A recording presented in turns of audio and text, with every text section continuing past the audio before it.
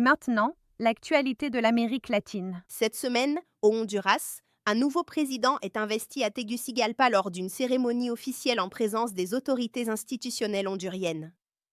Les premières déclarations du chef de l'État portent sur des priorités de gouvernance et de stabilité institutionnelle. Cette semaine, en Colombie, la Cour constitutionnelle suspend provisoirement un décret présidentiel d'urgence économique dans l'attente d'un examen de fond. Le président de la République exprime ses réserves, tandis que la décision judiciaire reste temporaire. Au Panama, une décision de justice invalide des contrats liés à des concessions portuaires stratégiques.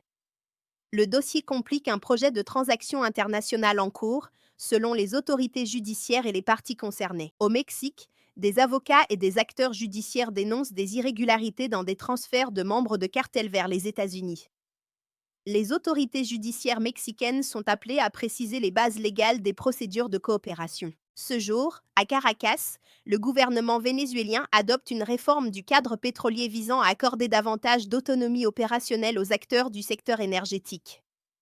Les autorités présentent le texte comme un levier de relance de l'investissement. Ce jour, à Caracas et à Washington, des déclarations croisées interviennent entre les gouvernements vénézuéliens et américains sur de possibles ajustements du régime de sanctions. Les échanges portent sur les exportations et la production énergétique. À Washington et à La Havane, l'administration américaine annonce son intention d'imposer des droits de douane à tout pays fournissant du pétrole à Cuba. Le gouvernement cubain conteste publiquement cette position. Ce jour, au Chili, des incendies de forêt provoquent des pertes humaines et d'importantes destructions dans plusieurs régions du pays.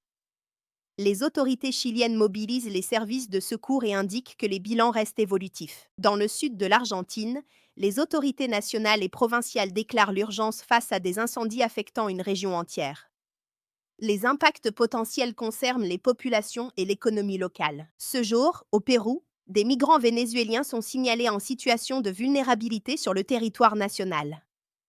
Les enjeux concernent l'accueil, le statut administratif et les conditions de sécurité, selon les autorités et les organisations humanitaires. Enfin, cette semaine, en Colombie, un accident impliquant un avion de transport sur une liaison intérieure est signalé.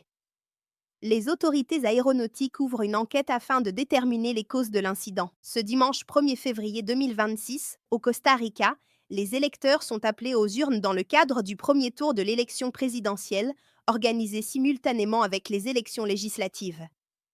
Le scrutin vise à élire le président ou la présidente de la République, deux vice-présidents ainsi que les députés de l'Assemblée législative, sous la supervision du Tribunal suprême électoral. À ce stade, aucun résultat n'est communiqué et le processus se déroule sur l'ensemble du territoire national. Au Chili, des rapports scientifiques relayés par des agences internationales rappellent le rôle central du désert d'Atacama dans la recherche scientifique mondiale. La région accueille plusieurs programmes internationaux, notamment en astronomie, grâce à son altitude élevée et à l'extrême sécheresse de son climat, qui permettent l'exploitation de grands observatoires dédiés à l'étude du cosmos et des phénomènes astrophysiques. Ces projets associent des institutions chiliennes et des consortiums scientifiques étrangers, tandis que leur développement futur reste à suivre. Le Chili a lancé un processus de cryogénisation de semences de plantes pour protéger la biodiversité.